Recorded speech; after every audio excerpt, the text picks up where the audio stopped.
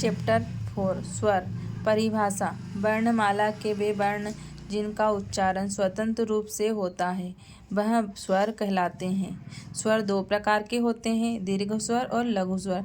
दीर्घ स्वर उन्हें कहते हैं जो अधिक समय एवं तेज स्वर और ध्वनि में बोले जाते हैं, जैसे आ, बड़ा ई, छोटा ऊ।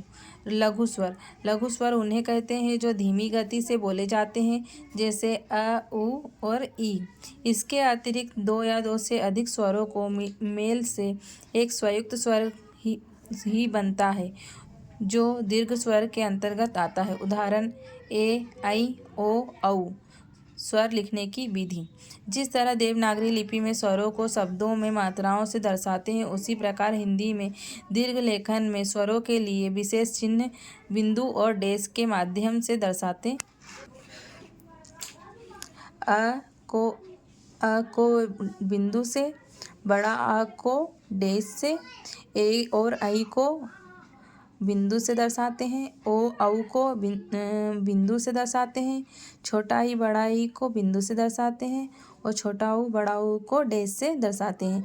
जिस प्रकार स्वरों के 3 स्थान दिए गए हैं, उसी प्रकार रेखाक्षरों को 3 स्थानों भाग में विभक्त किया गया है। प्रथम स्थान प्रथम भाग, द्वितीय स्थान द्वितीय भाग, तृतीय स्थान तृतीय भाग। प्रथम स्वर उसे कहते हैं जहाँ से रेखा अक्षर प्रारंभ होता है। रेखा का मध्य भाग द्वितीय स्थान होता है, अंत में तृतीय स्थान होता है। जैसे क में जो प्रारंभ का स्थान है उसे पहला कहते हैं, और बीच में 2 और आखिरी में 3। इसी प्रकार ट का है।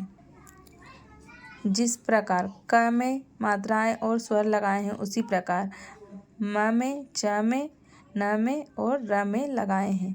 अग्रगामी व्यंजनों में स्वरों का स्थान ऊपर एवं मध्य एवं मात्राएं नीचे की तरह होती हैं। अधोगामी व्यंजनों में स्वर रेखाओं के पूर्व अथवा बाएं तरफ एवं मात्राएं रेखा के बाद अथवा दाएं तरफ लिखी जाती हैं। ऊर्ध्वगामी व्यंजनों में स्वर रेखा अक्षर के पूर्व एवं मात्राएं बाद में होती हैं। उदाहरण आम, ऊपर डैश लगा है तो ये आगे आम हो गया। एक में ऊपर बिंदु लगाई है, मतलब स्वर ऊपर आया है और व्यंजन नीचे। माँ में डैश नीचे लगाया है, इसका मतलब मात्रा लगाई है, तो ये माँ का साइन हो गया। के व्यंजन के बाद में डॉट लगाया है, इसका मतलब के है ये। नोट, बाएं तरफ स्वर होते हैं और दाएं तरफ मात्राएं होती हैं। आशुलिपि में 10 स्वर होते हैं और तालिका में 13 स्वर होते हैं। स्वर और व्यंजन और मात्रा।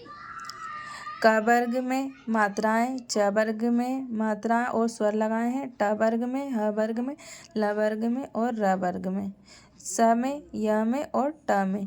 ये अग्रगामी व्यंजनों का स्थान ऊपर एवं मात्राएं नीचे की तरफ होती हैं। अधोगामी व्यंजन में स्वर रेखाक्षर के अथवा बाईं तरफ एवं बाएं रेखाक्षर के बाद अथवा बाईं तरफ लिखी जाती हैं। अग्रगामी व्यंजनों में स्वर रेखाक्षर के पूर्व एवं मात्राएं बाद में होती हैं। उदाहरण आम के एक। स्वर मात्रा की स्थिति। उदाहरण एक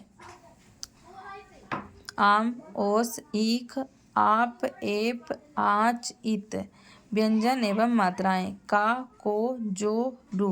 दो रेखा अक्षरों के मध्य स्वर मात्रा स्थान। एक से अधिक रेखा अक्षर होने पर प्रथम एवं द्वितीय स्थान की मात्रा अपने नियत स्थान पर लगाई एवं पढ़ी जाती है, जैसे आजा, गाना, बात, चोरी। किंतु दो रेखा अक्षरों की मध्य में जब प्रथम रेखा अक्षर के तीसरे स्थान की मात्रा आती है, तो उस प्रथम रेखा अक्षर के पश्चात तृतीय स्थान में न रखाकर दूसरे रेखा अक्षर के पूर्वी तीसरे स्थान में रखी जाती हैं एवं निम्नानुसार पढ़ी जाती हैं। फीका, रीना, रूप, जूता।